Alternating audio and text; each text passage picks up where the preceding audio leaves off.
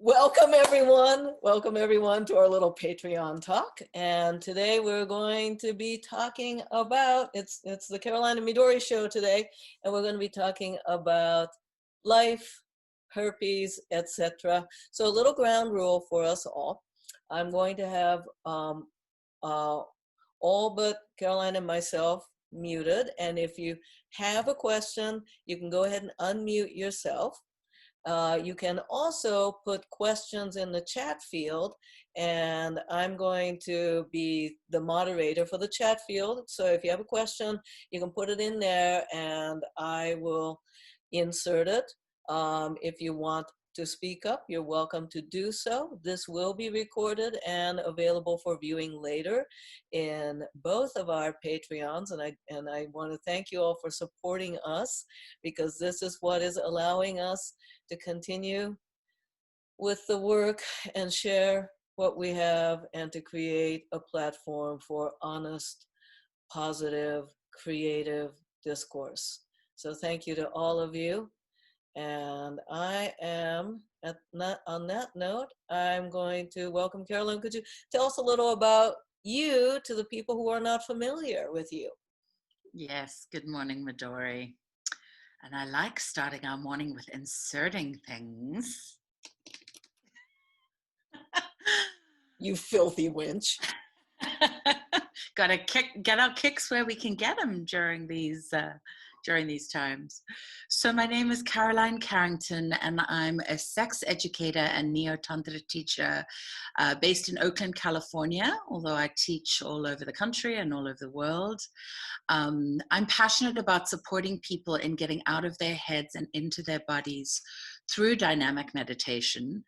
And while that sounds all very woo and spiritual, and I certainly am that, I also am really excited about helping people feel more supported around their pleasure and around using practices that actually work. So people come to me with tangible challenges, and then we find practical solutions to that. I noticed when I used to sit and try and meditate and simply clear my mind that it got busier than ever. So I need these other practices to distract me in a way, or to give me a healthy attachment. I'm really excited to come and talk today about this the subject of herpes. I've actually been very proactive about speaking out against the stigma about oral and genital herpes pretty intensely, at least for the last 10 years, if not more. But I've done it kind of in much more subtle ways. So I would be willing to get on phone calls with people who were diagnosed for the first time, and just talk to them and support them emotionally about the feelings coming up. Or I would model a safer sex conversation, for example. The workshops I teach, for example, like diving deeper into exploring the G-spot and female ejaculation.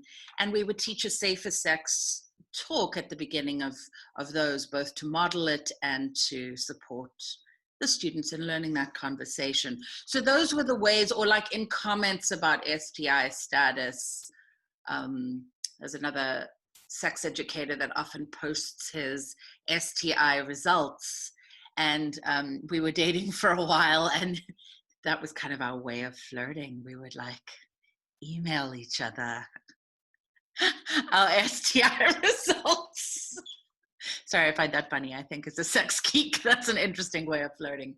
But I wasn't getting all the results that I would post wouldn't necessarily have my herpes status on them. And I would, in the comments below, include that information. So Midori asked me what I wanted to talk about, and I picked this topic. But I wanted you all to know that it's actually quite edgy for me. Even just sending out the promo material was a little bit edgy for me, because of the stigma that I have experienced myself and other people in the US. And part of this conversation is to empower us all with some knowledge and to look at from a very practical and tangible perspective things that are actually dangerous in our life versus this perception of things that are so scary that can be managed and can still allow one to have a very healthy and fulfilling sex life. So I want to set the expectations for our conversation here in terms of Caroline and I will both be talking about our personal experiences with herpes, 1. 2, want to talk about each of our individual coping strategies around that, to give some practical tools of how to talk about herpes. We will be welcoming your specific questions, dear participants and viewers, about your experiences and questions about coping with herpes. Okay? And last but not least, how to take the strategies that both of us have learned around herpes to address other STIs, as well as challenging decision-making in life. So those are some of the highlights. At this point, I'm also going to welcome the participants. If you have particular questions, agendas, or topics that you have brought here, hoping that they'll be answered, to put it in the chat field, and I will sort them and introduce them. There's a lot of topic to be had, a lot to be discussed around it. I also want to be clear that neither of us are medical professionals. Thank you. We are not doctors, though I may like to play mad scientist in the bedroom and certainly poke at the squidgy bits. But we are not doctors. I have, however, dealt with doctors with varying different attitudes and biases around herpes and sexuality. So I have perspective from the patient side. We do recommend that you consult responsible and compassionate medical professionals. Don't consult irresponsible and non-compassionate medical professionals, even if they have a medical degree, because they're not nice people. Okay, so there's the disclaimer on that, and I can only speak from my personal experience and the strategies of my friends and lovers. Okay, so there we go. Now, opening it up a bit to the room here. Before we go further into our, each of the speakers' agendas and biases, where are you all at and what do you want to know?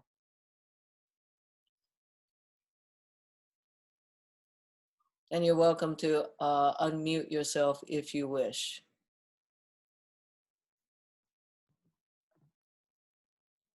Well, Midori, I had read your article a while ago. I think on your blog, and you had spoke about it as almost as an empowerment for you, that you were able to use that information with partners and be like, this, I do have herpes, to let you know. And it was almost like a gatekeeper for you to keep people that weren't going to respect your wishes or be a little more open-minded and not fall into these so easy kind of societal taboos around it, considering it's like something like 80% of people at one time, will get it within their life. And so I feel like it's a lot more widespread, and yet it's so taboo in America, but in other countries it's not, which I thought was interesting. I remember reading an article about that. And so I just wanted to, if there's anything that idea, those, what I said stirred up, or more information you have on that, it would be lovely to hear about that. Okay, great, thank you. What else do we have?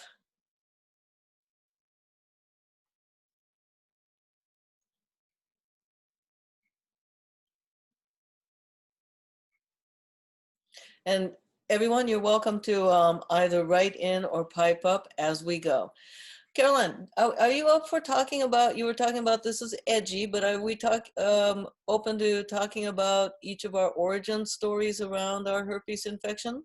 Absolutely. I think that's very relevant, and I think that also helps. That's as part of the destigmatization. Yeah. Go for it. Great. So I also want to add into the little bit of the disclaimer, I'm also not a statistician. So even with my lovers, even when I tell, and I say lovers because I identify as ethically non-monogamous, or polyamorous, but I encourage them to go and do their own research. I will tell them what I, to the best of my knowledge, know, and then I'll tell you how I actually handle it, like in person, when things are getting sexy, like how I handle it in terms of herpes and helping them make responsible choices that are not purely driven by their hormones. So most of you can probably hear that I didn't grow up in the US. I've been living in the Bay Area for the last 15 years, but I grew up in South Africa and I lived in London for about 5 years. And that's actually where I found out I was herpes positive. And it was about 20 years ago. I was about to give my age away, so I won't do that. But about 20 years ago, I had honestly never, oh no, that's not entirely true. I'd had one HIV test that I was required to do when I was in college to get, I don't actually think this is legal still, but I was required to get an HIV test to get life insurance for a student loan. But yeah, I was 21 and dating somebody who was 36. And one day they came home and said, I have herpes and you better go to the clinic. And I said, what's the clinic? That's how innocent I was. And in those days, and again, this was pretty irresponsible, but I was just worried about getting pregnant. That's what had been stressed in my sex education in high school. And so it was like the pill or a condom. That was not quite sufficient information. Anyway, so I was in a primary relationship with this person, and suddenly he's telling me he's herpes positive. So off I go to the clinic, and they come back with a positive herpes diagnosis. And I was terrified, honestly. The partner I was with actually shamed me. He said, this was not a healthy relationship, by the way, just in case anybody's wondering. He told me nobody else would ever want to sleep with me. He told me I'd never be able to leave him because this is the only way I could ever have sex. And that's a pretty scary thing to hear when you're 21, at the relative start of your sexual exploration as an adult. So I'm really glad that I did find out, and I should probably back up and say that was HSV2, or herpes simplex virus 2, which in general is referred to as genital herpes, although let's just say things can move, and I'll explain that in a moment. As a teenager, I had gone away to camp, sleepaway camp, and I had kissed a boy. And I did get HSV1, so oral herpes on my lips, a pretty bad case of that. And maybe I was like 14, or I think I was about 14 then. So when I said things can move, so if you're going down on a partner and you have a cold sore, which is all that herpes really is, it's a little blister, but it is pretty contagious. So if you go down on a partner, you could transfer the virus from your lips to your partner's genitals. So I want to stay with your first infection and the first few years. Yeah. It was pretty bad. I was in a monogamous relationship at the time, and we didn't really know. It's funny, there was the internet, but I didn't ever really think of, I remember getting pamphlets from the clinic about this, but we would just pass it back and forth to each other again and again. Like we wouldn't stop having sex. This is a terrible idea, by the way. I really don't recommend it. I don't know why we couldn't take 3 or 4 days off. But yeah, it was incredibly painful as well. I remember that being, I remember trying to sit on the tube in London and I couldn't find a comfortable position to sit in. And I had a lot of shame around it because I didn't know, firstly, it was the first STI I'd ever had. And I was told it was incurable and I'd have to live with it for the rest of my life. So, and I also thought that all my outbreaks were going to be as painful as that first one. And the first one was really bad, but after that, they got much more mild. And now I honestly use it as a tool. I notice when my immune system isn't as robust as I would like, if I haven't been getting enough sleep or under a lot of stress, I can often have an outbreak. But I these days don't even choose to take any medication unless a partner requires it, because the outbreaks are kind of a signal to my body. That's how I've reframed. Yeah. Keeping it in the first few years. Okay. Yeah. So anything else experiencing in the first few years here? No, I think I've talked about it. Shame and pain and yeah, the story that I was being fed that this was going to ruin my sex life forever. This was a particularly abusive relationship, people. If you're in relationship with people who don't want to accept you and love you as you are, you should probably leave the relationship. The thing though is I'm sorry that I'm sorry it was an abusive relationship, and I also add that this sort of emotional discomfort can happen with situations that are not abusive. So if for folks out there who are dealing with herpes or infections and having challenges with your partner around this doesn't automatically mean the relationship is abusive. Okay, so I want to make that clear. In your case, it was certainly compounded by oops, hold on here. Let me change the view here. That's odd. All right. I have it in speaker view, right? I think I do. I don't know the answer to that. I can't see. Okay. Hold on. Okay, supposedly it's speaker view. Let's see what's happening. Just checking. Can you all hear me? Okay, I got a thumbs up from somebody. Thank you. That's helpful. Thanks. Okay, so there may be in your relationship and the other people's response to it does not in itself indicate whether or not the relationship is abusive. It means that there is a cultural stigma. I want to disambiguate this issue. Okay, and we get to have uncomfortable feelings within a relationship independent of how healthy or not healthy the relationship is. A person's reaction may very well be, and probably most likely, formed by whatever it is cultural baggage that societal baggage they're carrying.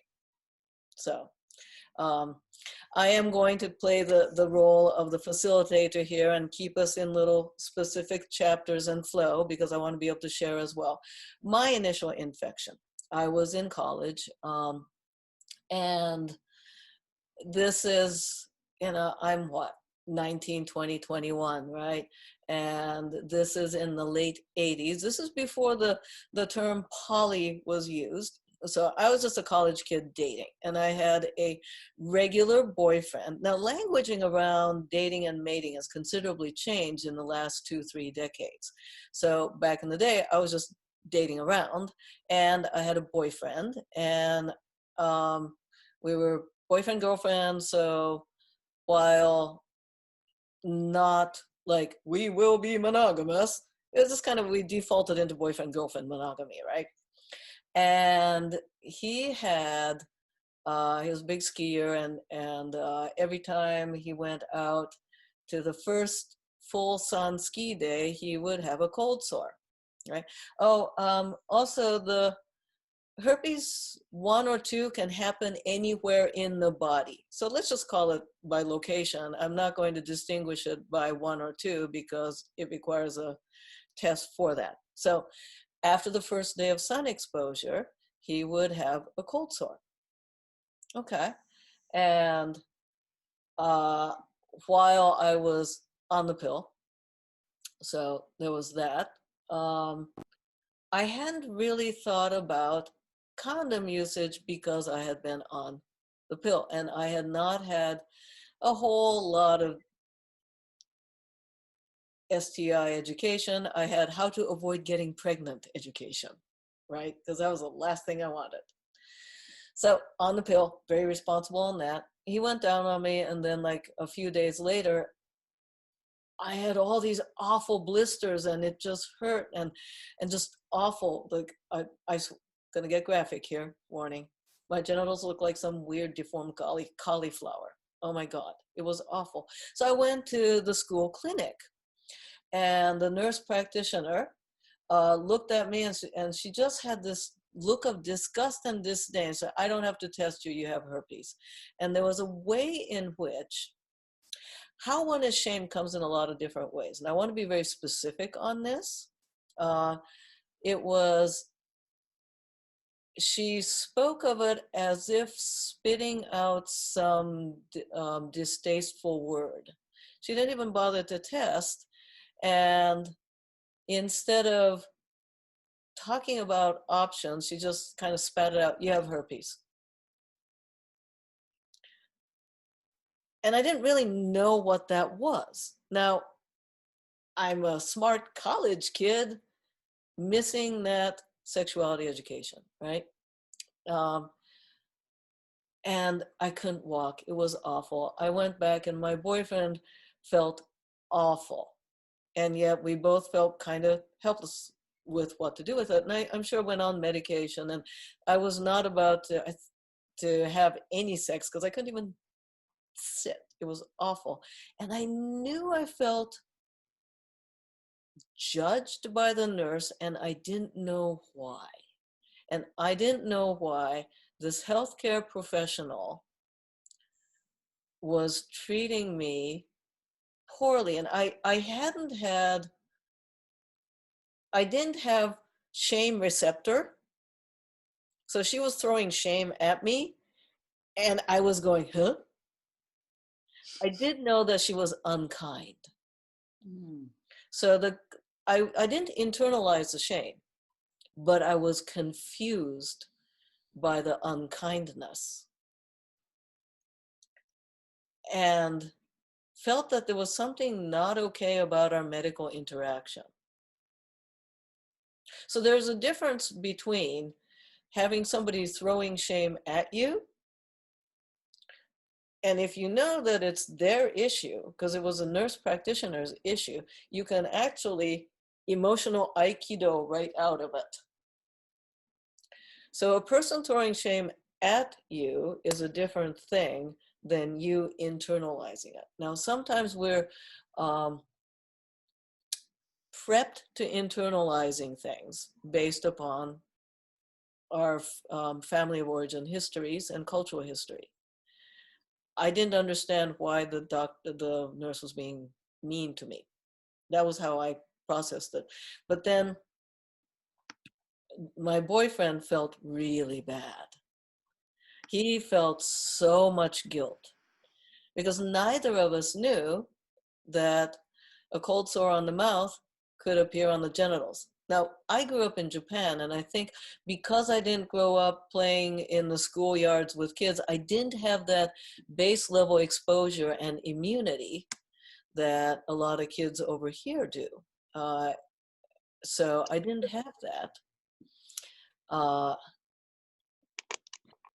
And then I discovered what it was, and I did some basic reading, I'm sure like a clinic pamphlet, and realized that this was a lifelong sexually transmitted disease. And then I felt awful in that, oh my God, I'm never going to get to have sex again.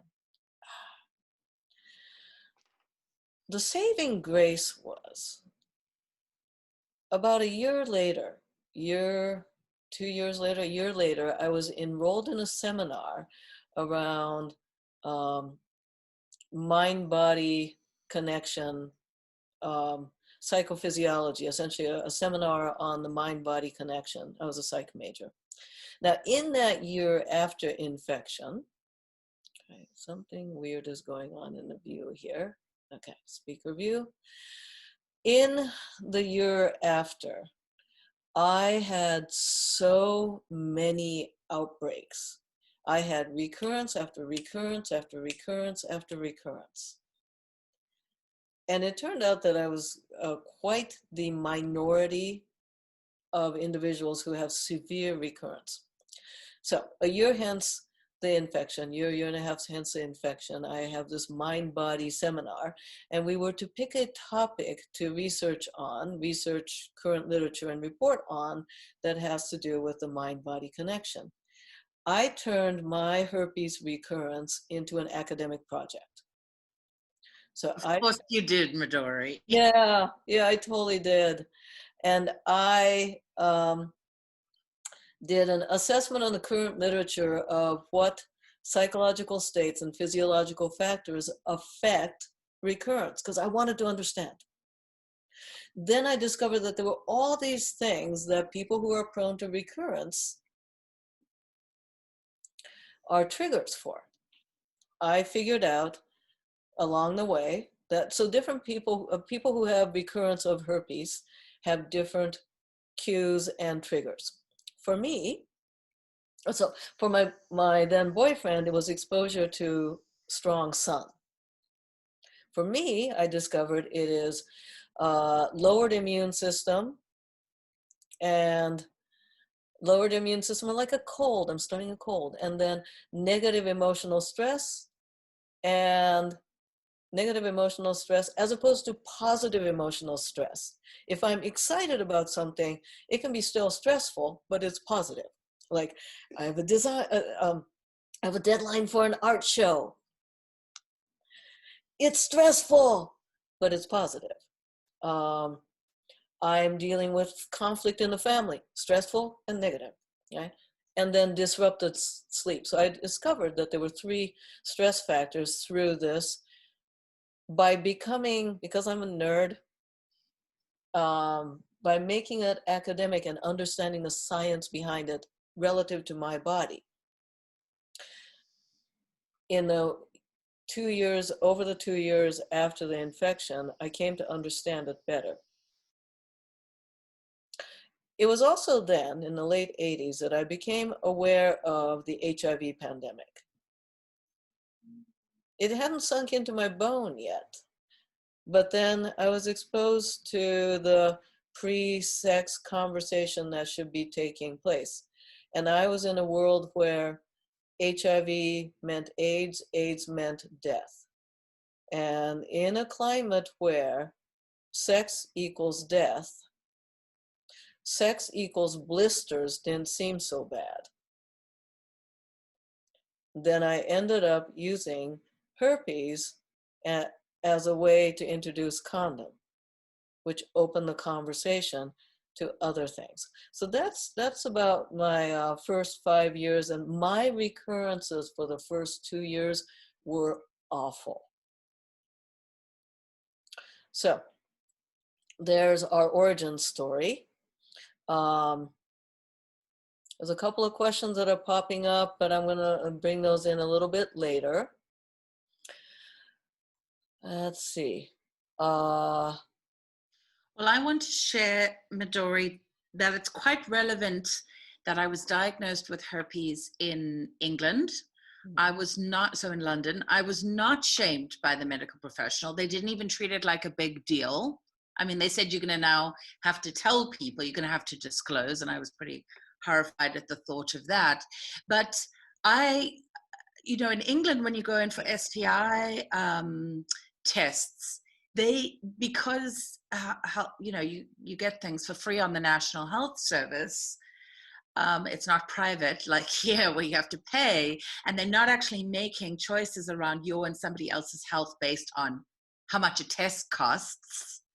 They test you for everything. So when you go in Europe, like even if you went in and you didn't have symptoms, they would still test you for HSV. So that is not true in America. And I want to stress that because, there could be people on this call or who end up watching the recording that think they've been tested for everything. I've seen this a lot in my work where people are like, oh yeah, I got tested for everything. And then you ask what they got tested for, and the herpes test is expensive here. So normally they won't even do it in this country unless you have an outbreak and there's a reason why you need to be tested, right? They just say, well, it's not going to kill you. It's benign. So, I've actually been shocked at the approach of the doctors, because they're going, well, it's not a problem. And I'm like, but for lay people, it is a problem because there's so much stigma.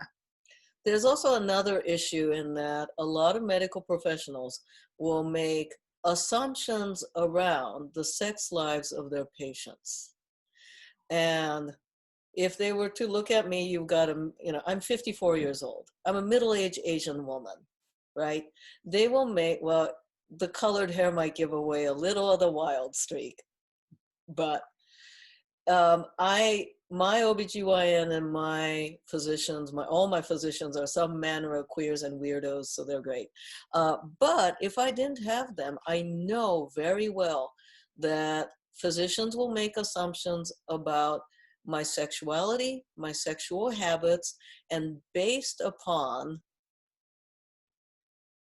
implicit biases and just like straight up assumptions of what they think average sexuality is, may and most likely curate without telling you what kind of tests you're getting.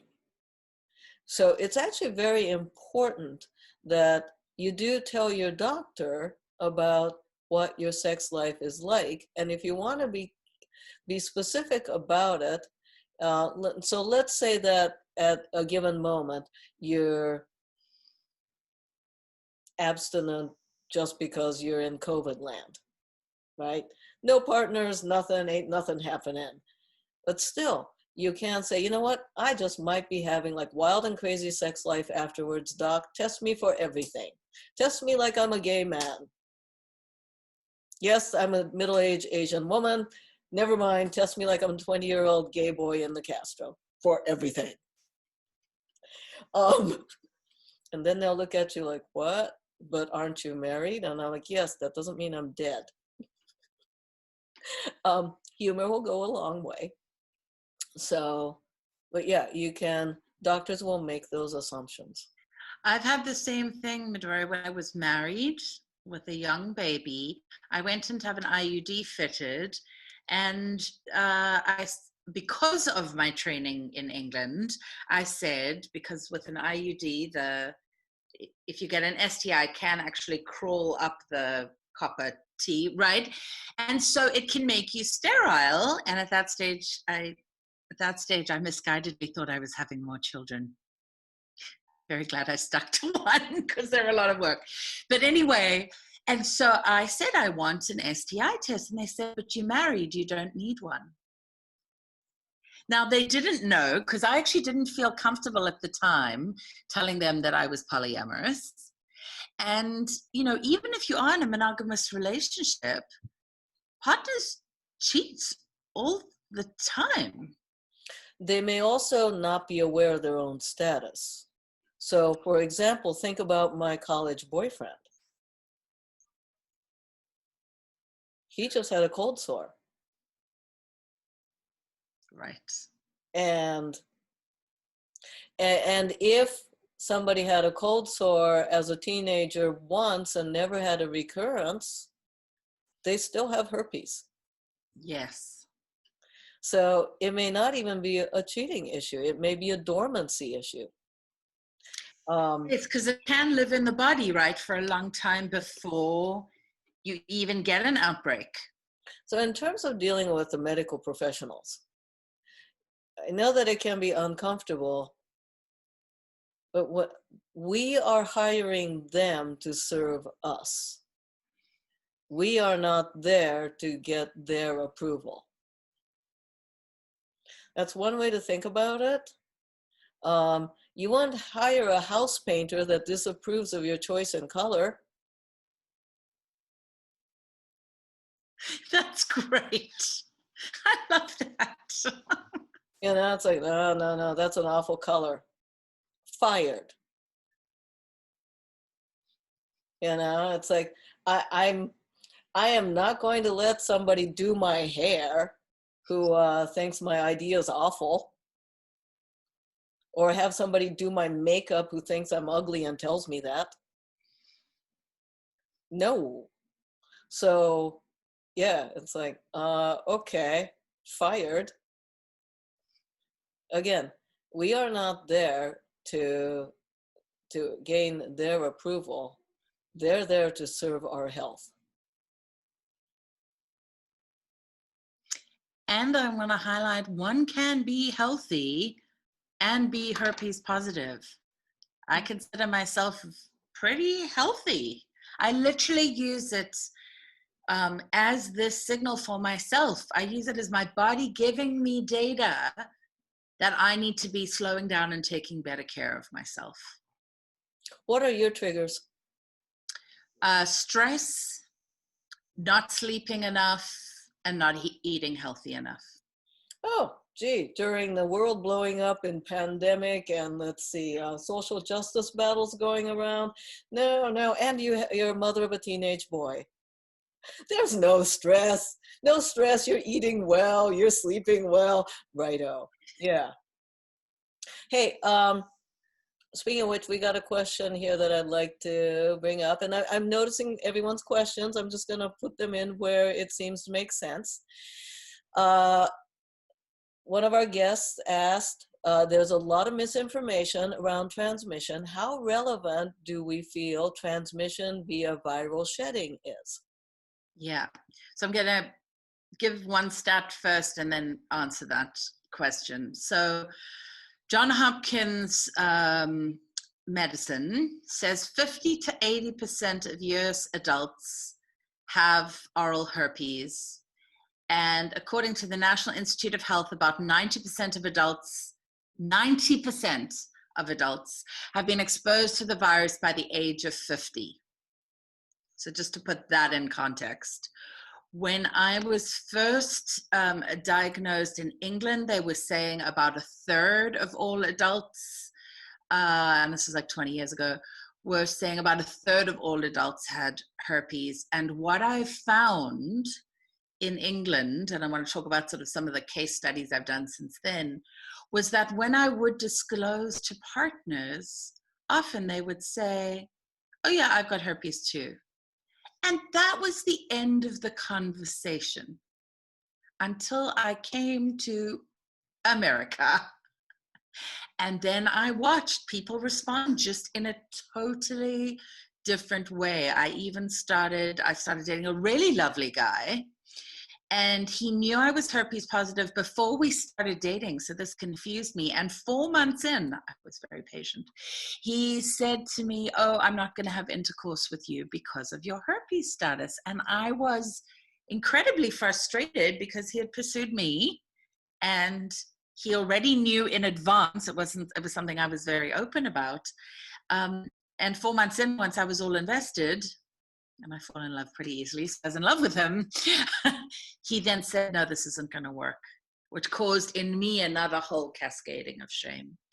So I'm going to speak from my personal experience. Please feel free to Google it in terms of transmission and viral shedding. So the doctors will tell you that you can get herpes through asymptomatic shedding, meaning you have no outward signs that you have a herpes outbreak and you can still give it to someone. Okay, so that is medically possible.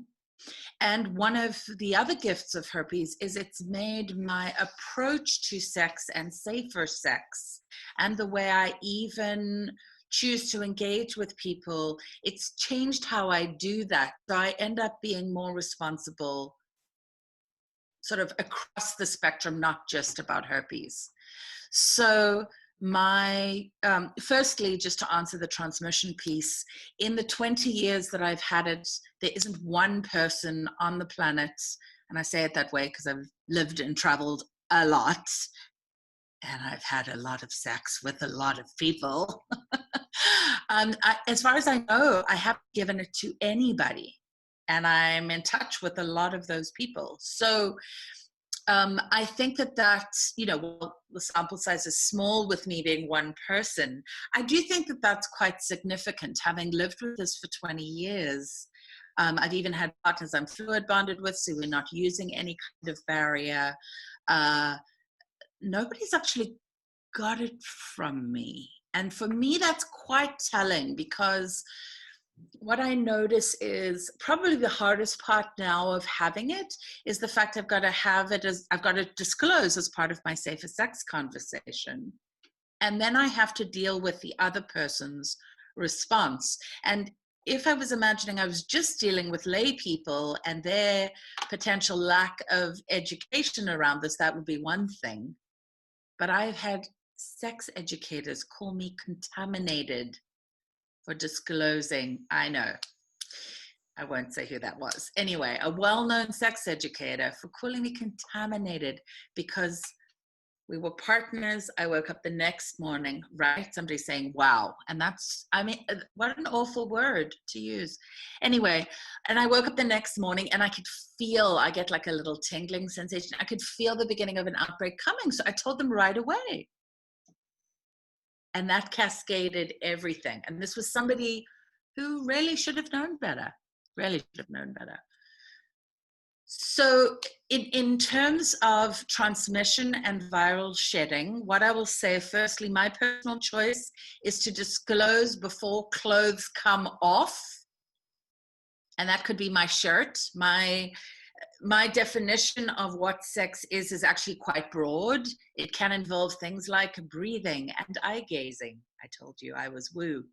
But so before things start progressing and accelerating, so my rule is before clothes come off, I have a safer sex conversation modeled on Reid Mihalko's Safer Sex Elevator Speech.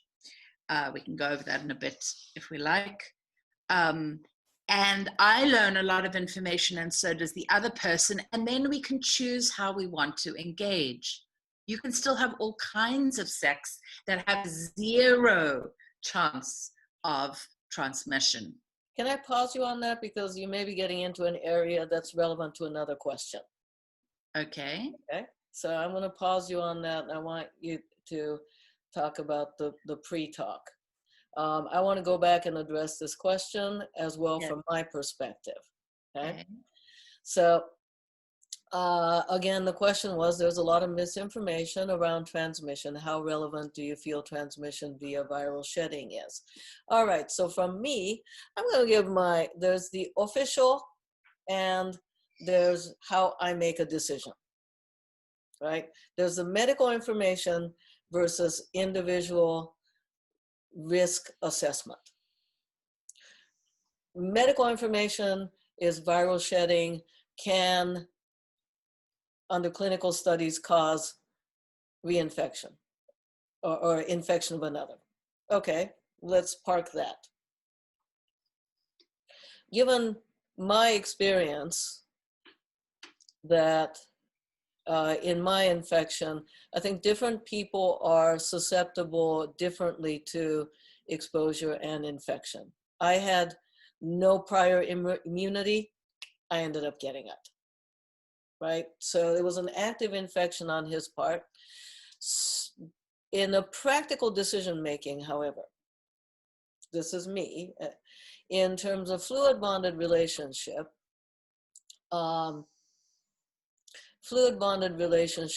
disclosure and mutual status, I am less concerned. In a one-off, in a one-off encounter, I am going to make a decision more towards the cautious side.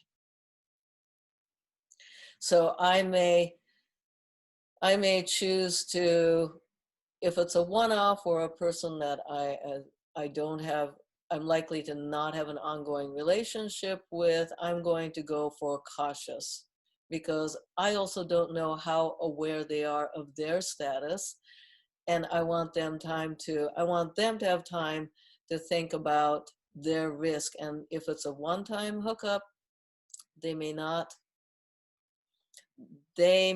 be thinking clearly. So despite them, I will act to protect them, even if they don't want to protect themselves. Essentially equivalent of, I will wear the mask, even if you don't think it's relevant. If it is a recurring relationship, intimate relationship, then it will get more nuanced. I also have greater ability than, over a period of time of interacting with that individual, to figure out their level of personal responsibility and their level of ability to assess their own body and risk. So yeah, I err to the side of caution initially, and then I'm having to judge the decision-making ability of the other person, which means I don't have a hard and fast rule of how every encounter is. But if anything, even if they don't care about protecting themselves, I can choose to protect them. Because wherever you go, there you are. If I'm the only responsible one in the room, well, so be it. So that's kind of how I make it. Now, about shedding, because I know what my 3 triggers are, and it has to be all 3.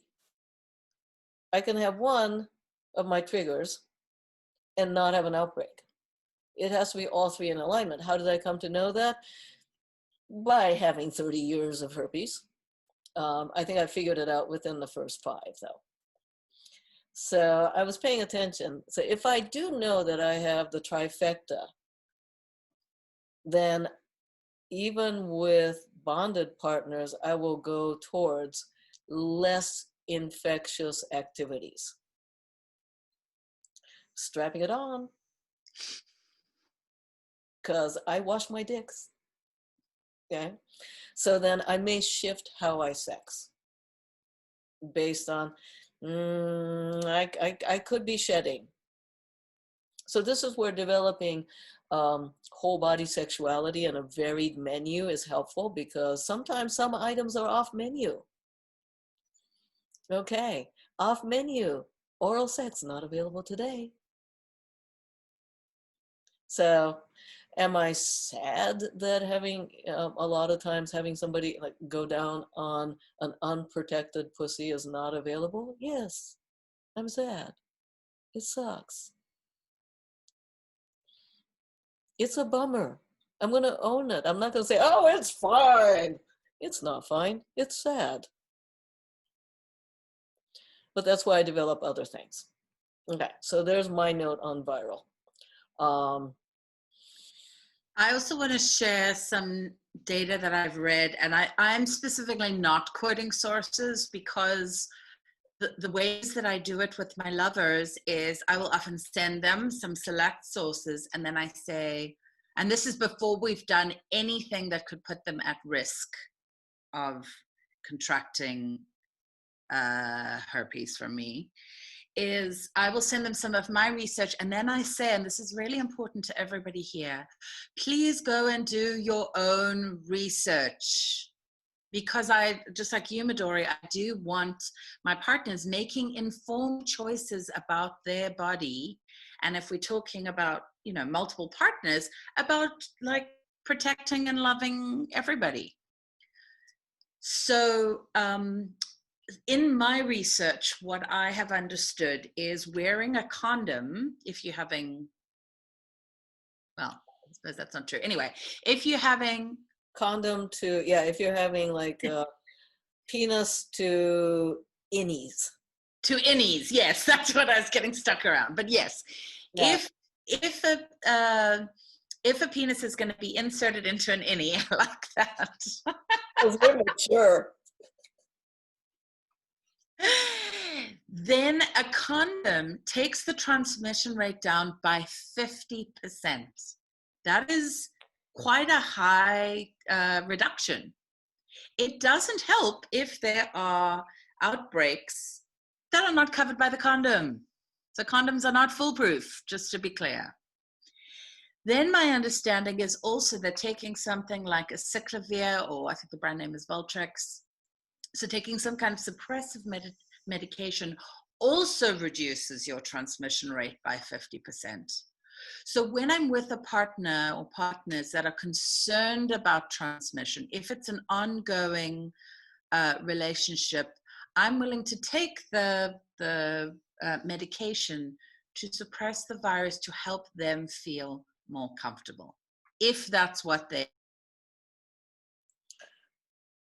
Caroline, your screen is frozen. Does anybody else see? I'm going to check that you haven't frozen, Midori. Are you still there? Yeah. Okay. Oh, there we go. Yeah. I don't know where you lost me. That's okay. We could hear you fine. Okay, good.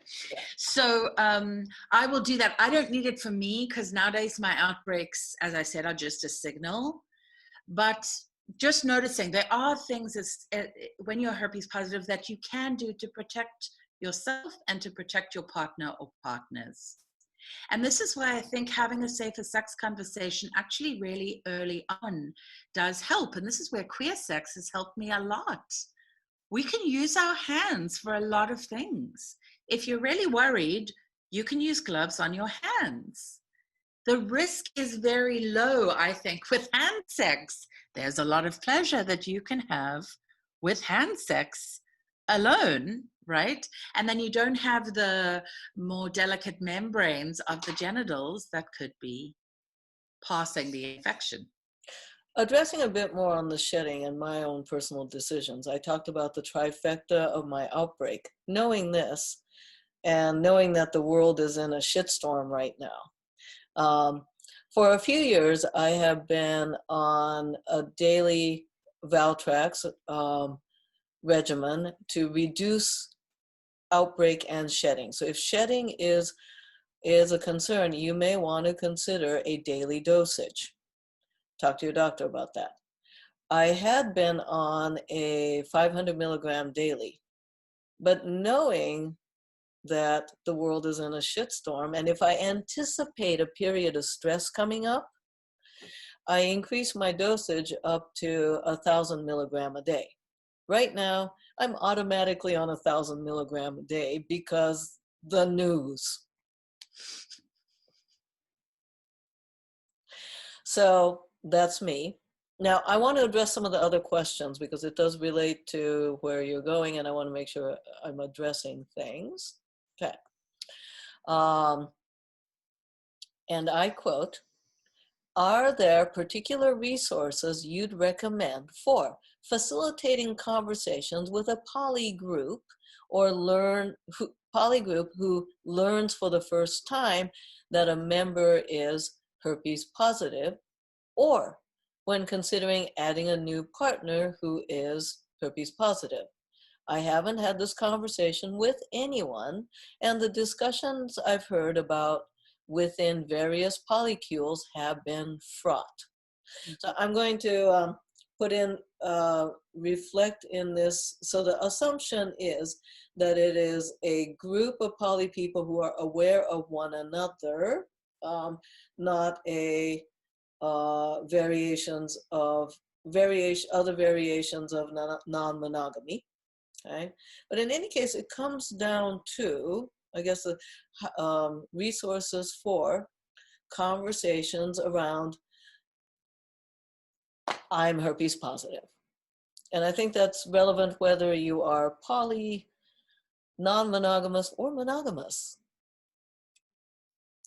Caroline, what you got a conversation structure.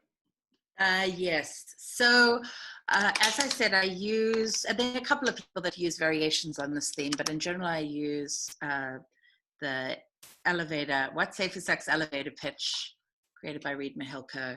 And it basically says, okay, date of your last test, what you were tested for, and that becomes relevant because as we discussed earlier, not everybody is actually tested for HSV2. So it's one of my gripes about the stigma in America is that there are a lot of people that are positive that do not know and are going around transmitting it to people because they don't have enough data. I think everybody I should have access to free testing for HSV. So date of test, what you were tested for, and results of those tests. Did they come back positive or negative? Relationship agreements, and those could include birth control, safer sex supplies, got to have a check-in right after your mind-blowing orgasm with my primary partner. Hopefully that's not the case. But checking in what the agreements are. I had a partner for 3 years and his primary did not want us having oral sex. That was very, very, very challenging for me. But anyway, finding out the relationship agreements, some things you like in sexual play, some things you don't like in sexual play. And then probably the most important question in that, and how about you? Now, I highlight this because I have learned life-saving information just with that question alone. So I'm not judging anybody for their choices here, but if somebody were to tell me, and I'll just say I'm in my early 40s. Now, if somebody were to tell me that they'd never been tested, for me, I would probably self-select out, and I'm talking about in my personal life. I would probably self-select out because the people I tend to like to engage with sexually are well educated about their own health and their own bodies and can advocate for themselves through the information that they have. I was once at a kink conference in Chicago, and I had met a delightful dominant. I like to play the submissive role. And I had invited him up to my hotel room, and the condoms were on the nightstand. And I'd already imagined him fucking me up against, I'm quite an exhibitionist, so up against the windows of my room at the hotel. I wasn't worried about getting arrested at the time. Anyway, so I had this all, I know, right? But I was all excited about this, and I'd quite obviously already, for me, decided I wanted to fuck this delightful person. And he came up, and I was like all excited to start the scene, and we started the negotiation. And as part of that, I said, oh, by the way, I want to have a safer sex talk because I am herpes positive, and I want you to be able to make an informed decision. And I went through, you know, revealing some of the points I just mentioned. And the way I often do that is I say, I'm genital herpes positive. And at the time I didn't have an outbreak. So I said, I don't have an outbreak, but you know, these are the rates of transmission and I want you to be mindful. So how do you feel about that? What do you know about that? You know, do you have any questions for me? And I know I wasn't taking an oral suppressant medication at the time. What ended up happening was this really beautiful man ended up disclosing his HIV status to me. And this was quite a few years ago. At the time, I'd never met anybody who I was considering being sexual with who was HIV positive. And we were able to make really responsible choices that night. We still had a hang of a lot of fun, but we ended up making responsible choices because he now felt safe enough to disclose his HIV status with me. because I'd been so forthcoming about my herpes status, right? Now, I know things have changed significantly. We can reduce viral load, and HIV is no longer the death sentence that it once was. But it was really such a potent experience to me, where my having the safer sex conversation actually created the space for him to feel safe enough to tell me what was going on with his body so I could make choices around what felt right to me. Yes, Okay. Midori. So the takeaway from this is being active in your disclosure, which means you need to be aware of your status,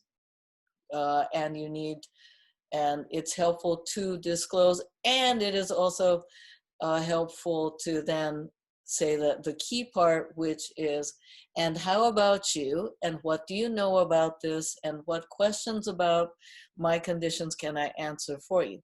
This is a beautiful example of a pre-conversation. Now I'm going to go back to the question at hand here, which is, you've already had those pre-conversations, you had the agreements, etc.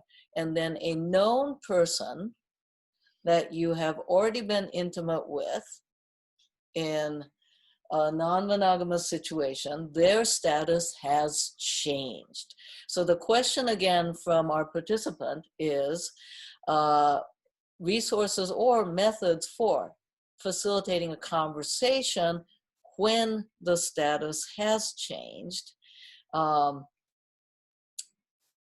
And that they're pointing out that the discussions they've had around this have been fraught.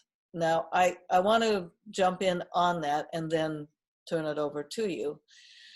So there's a status change, and there's a lot of different emotions that are happening in this. So the status change, if that which is fraught, is it really around the medical situation, or is it about other things? Is it about the medical status and the strategies of addressing now a medical and sexual limitation, or is the challenging emotions actually around relationship agreements or trust issues? Those are separate factors. Now, I don't have a particular resource I recommend. I just have Auntie Midori's common sense on this. Okay, so if others have resources around addressing status change and the feelings and strategies that come up with it, please point that out. Here's my input. Take a long, deep breath, listen, feel out the difference of what it is you're feeling. The easiest thing to address that first. Don't get sucked up in the whirlwind of feels. Take a deep breath. Tackle the easiest thing first. Don't go off with the, oh my God, what the fuck? Where did you get it? No, it's the, and this I'm riffing off of Caroline's pre-conversation. What is, and this applies not just to herpes, gonorrhea, HIV, it doesn't matter, okay? Oh, okay, you have herpes. What is herpes? Tell me what herpes is, okay? Or if you're facilitating a conversation with a bunch of people, okay, this is herpes, and here's some of the things that I know about herpes. What do you all know about herpes? And then if somebody in your polycule goes off, well, how did you get it? And why didn't you tell me something? Okay, let's address that later. Let's just focus on the disease first. Focus on the disease first. What is it? And then like give a shit about the person who has it. How is this affecting you, person whose status has changed? How is your health? How is your emotion? And now that we know about this disease, okay, how does this affect the practicals of our sex lives? And if this is, oh, Caroline's frozen, okay? And within a polycule situation, different individuals and different pairings and sex partners will have different risk assessments. So Listen for me as well. So I imagine she's, I think okay. she's just come back. There we go. Hi. That was weird. That was very weird. Okay, can you all hear me now? Yes. Okay. Where did I end? You're talking about being compassionate to the person and making sure that people didn't get distracted from the questions about what's actually happening versus origin story or other swirling. So first address the disease. Then what is the disease? Then how is the person whose status has changed affected by this? How can we support them? Translate that to how do we get them to calm the fuck down and be responsible participant? Then how does this change our strategies of sex? And each person has to make a decision around what's going to change. Now, complicated polycules, every person has to make their own risk decisions, but if we have a wider array of sexual fun and on the menu, you have more to choose from. The message that I would bring to it is calm the fuck down. I really like what you're saying, Midori, because it is shocking to me that the emotional fallout of the fear of getting the virus itself is worse often. And I'm not saying those first few outbreaks, it sounds like yours went on even longer than mine, but right, they are not fun. But 20 years in, I honestly hardly miss them. That is my truth. And I haven't for a couple of years been taking suppressive medication. So as I bopped out of the room, I lost the questions in the chat field. I apologize about that. There was something that somebody addressed that I'm just doing this from memory. Yeah. That somebody had mentioned that given the herpes situation that for them that it's harder for them to invite somebody into a more intense tantra-esque, this again I'm going by memory, tantra-esque interaction because of the hesitation around herpes. And given your specialty, could you discuss how it would fit in with tantric, neo-tantra practices? That's a big question. I know. Firstly, to practice neo-tantra doesn't necessarily have to have anything to do with sex. It's a lot about breath and energy that can enhance your sex life. That's certainly a way I teach it. But it's quite a small percentage of what the practices are. You do not have to be naked. You do not have to touch genitals at all to practice neo-tantra. And for those of you wondering what neo-tantra is, that's this much more Western version or interpretation of some practices that come from tantra in India. It's quite different. In India, they hardly talk about the sexual practices at all.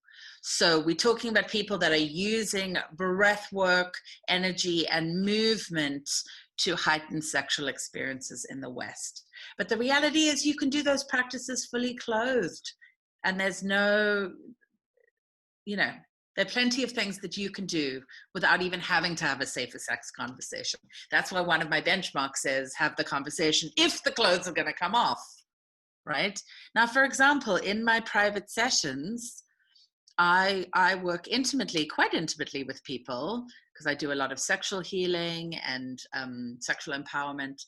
And this is obviously when it's safe to do so. I'm only available for video sessions in COVID times. But I consciously don't have a safer sex talk with my students unless I'm using it as a teaching piece to empower them. But I don't, because I am only using my hands. I can wear gloves. I will, if depending on what we're doing. But if they require it, I'm happy to wear gloves the whole time. But I look at the ratio of like the cost benefit ratio, and I'm like, the risk is so minimal. If I have a cut on my hand, my risk goes up, right? But aside from that, I deem, and your results may vary, like our mutual friend Barbara Corellis of Urban Tantra, one of her protocols is if you teach and you're calling your workshop anything related to Urban Tantra, you have to wear gloves, right? So you get to decide for yourself, once you've done your own research, what risks you want to take. But I don't have the conversation because I know it's going to bring a whole lot of things in for my students who may or may not be tested. So coming back to your original question, Midori, how does one's status or having herpes affect one's ability to practice Neo-Tantra? I always think it's important to disclose, especially in the US, because I would say that that's generally what the culture likes people to do. But there are so many things that you can do that don't require any risk for anybody at all. And while I want to be clear, I wouldn't kiss anybody with an active outbreak if I saw a blister on their mouth. I just wouldn't do it. I would wait a few days. I had an experience with the sex positive community in Southern Oregon that I was very involved in for a few years. And I had somebody come up to me in a panicked state one day, like crying and freaking out, going, oh my God, I'm freaking out because I kissed somebody and I didn't have a safer sex conversation with them. Now, polycules get to decide whatever level, whatever agreements they want to have, more power to them, decide what you want to have. But I was watching somebody literally on the verge of a panic attack because she had kissed someone. This wasn't someone with a blister. This wasn't someone, this was somebody they even knew in community. So it made me quite sad that there was this level of fear that was brought up in the context of purely kissing. Now, I'm not going to tell you that your risk is zero, right, from kissing, because you can get it from kissing. Hey, Caroline, we got about 10 minutes, and I want to make sure that we leave a few minutes available for any Q&A or feedback. In its scope of less than 3 minutes, I want to also expand this out to something you've been talking about before we started recording this, is how the lessons you have learned from herpes has made you smarter in moving forward in life. I'm going to give you like 3 minutes on that. Go. Wow. Well, firstly, it's forced me to have responsible, safer sex conversations before clothes come off. And I gave that example about HIV and making choices that at the time were safe for myself and supported the person I was engaging with and sharing their status. Part of why I wanted to talk about herpes, like why is that relevant now, is I'm going to try and stay calm. I'm having a lot of challenge, polite way of saying it, but with the level of absurdity that I'm seeing, with people still terrified of something that's benign. Herpes is benign. You do have to disclose the meds you can take to make the outbreaks not as bad, but in general, over time, it gets easier and easier to live with. We have a global pandemic affecting the world right now. I'm not that good with numbers, but I think it's 140,000 people, is that right, Midori, that have died of COVID in this country. And there seems to be debate somehow about whether we should wear masks or not, whether we should socially distance. And I know it's hard. I've been home for 4 months with a hormonal 13-year-old. You know, and many sex educators, both myself and Midori, have been significantly financially impacted by the fallout from this. We can't teach our classes and workshops. I can't work with my students in person, which does limit what I'm able to do with people. But this disease actually kills people. And I'm talking about the coronavirus, right? That actually kills people. That's actually something to worry about. I'm not saying we shouldn't honor our partners by giving them information so they can make smart choices about their bodies. But I can say this, we're not on Facebook. For fuck's sake, wear a mask, socially distance, and stay at home. Because I want to get back to work and do the things that I love to do and hug the people. I won't hug you, Midori. We had to talk about this the other day. But like hug the people I want to hug and be able to live my dharma out in the world. That's something that actually deserves our attention and our worry. And I played this out with somebody from Berlin that was related to a community called ZEGG, Z-E-G-G, which is more like a free love community. I think it's like 50 kilometers outside of Berlin. And there, this guy said he was teaching to this community in Southern Oregon I referenced, and he literally said, like, we don't worry about it. In our poly communities, we assume people are going to be herpes positive. We just assume that that is true. And then we decide how we want to engage. And so in front of him and his pregnant girlfriend, I played out this experiment. And I did it very publicly, and I already knew his stance. And so I didn't disclose. This is the first time I've done it this way. I did not disclose my HSV2 status in advance with him. And we ended up having oral sex and other kinds of play. But oral sex was the most advanced thing we did. And afterwards, once we'd finished, I went and sat with him and his pregnant girlfriend on the couch. And I said, okay, so now I've played by your rules. And I want to let you know that I am herpes positive.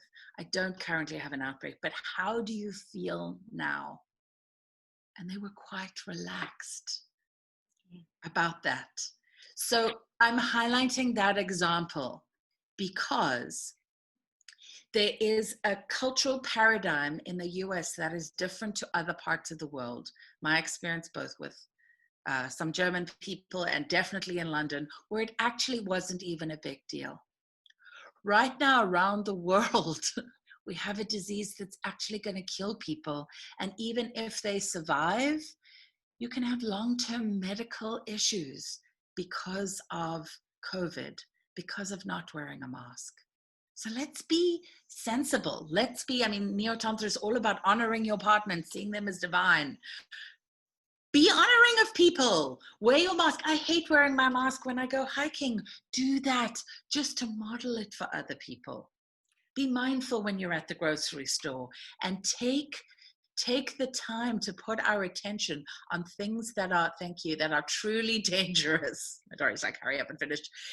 I want to mention one more thing because I read this right before I came on, that I went hiking around Lake Merritt in Oakland on July 4th. I had a socially distanced date. We didn't hug, we didn't kiss, we didn't touch, okay?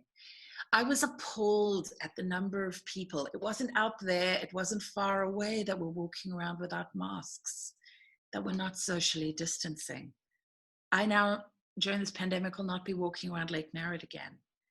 So please be mindful of how your choices do create this ripple effect out in our society here, but also in the world. So I wanted to come on today to talk about something, as in herpes, where people are so paranoid about getting it, and I haven't given it to anybody in 20 years, yet with something that actually has the potential to kill you, people are not really making smart choices or thinking that we can just make one exception. So I'll get off my soapbox now, Midori.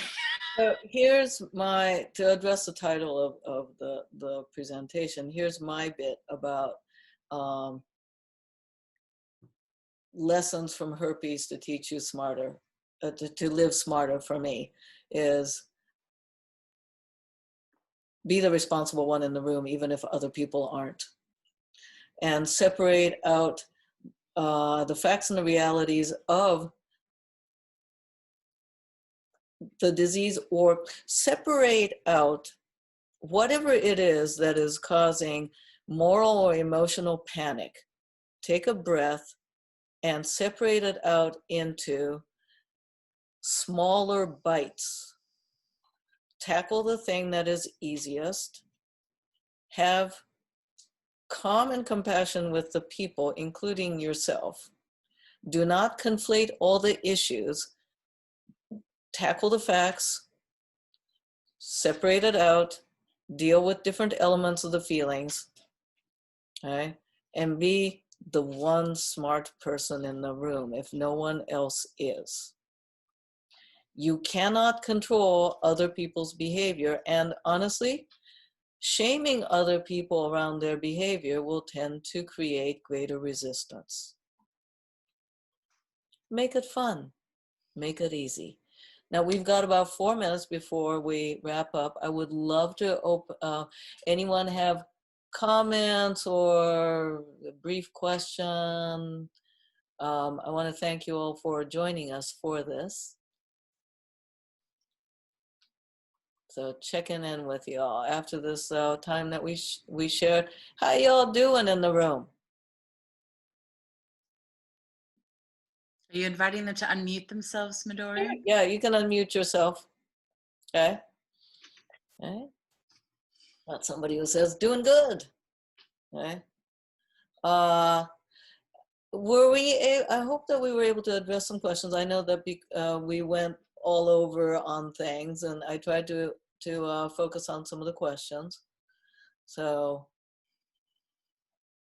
now each of us are available to work with folks one-on-one, and I'm also happy to continue discussing things. I have office hours, so you're always welcome to pop in. Every other week I do office hours, and yeah, good. Hey, Caroline, I want to thank you for being excited about this topic. Yeah, and you know, y'all are smart people. You'll figure out how to do this smartly and compassionately out there. Oh, nice comment. Well, one of the things I'm trying to do is focus on the wins that are, oh, you joined us from Poland. I didn't know that. I love that. Thank you. Thank you. I'm glad you joined us and listened in. But it's to focus on some of the positives that are coming out of this pandemic. And one of them is the fact that we've eliminated borders. I mean, the participant who just commented, just saying that they're joining us from Poland. Geography is no longer an issue. So both Midori and I are available for video coaching on a range of subjects with regards to sex education, and supporting you also through, I love the fact that we've highlighted a lot of the emotional issues that can come up. And for a lot of people, sexuality is edge play, it's deep shadow work, and a lot comes up when we start exploring in that realm. So if you need support, or if the relationship or relationships in your life are causing you stress, or if your polycule needs some extra support on how to manage that conversation, please do reach out to Midori and I, because we'd love to help you through this challenging time to be more empowered and have more pleasure and more fun. Okay, and let's see, lovely comment. Thank you both. I appreciate the clarity with which you share your experience and wisdom. Thank you all for joining us. Caroline, thank you for sharing your experience. I'm going to bring this room to a close and hope to see you in each of our Patreons. And this will be available. Give me a couple days. I'm going to splice together that part where I disappeared and all that. So wishing you all a lovely day. And be resilient, and whatever all the woo. You want to say some woo things, Caroline? You say. No, I want to say some practical things. Wear a mask, please, please, please. let's take care of one another. And thank you. And see you another time. All right. Bye. Bye.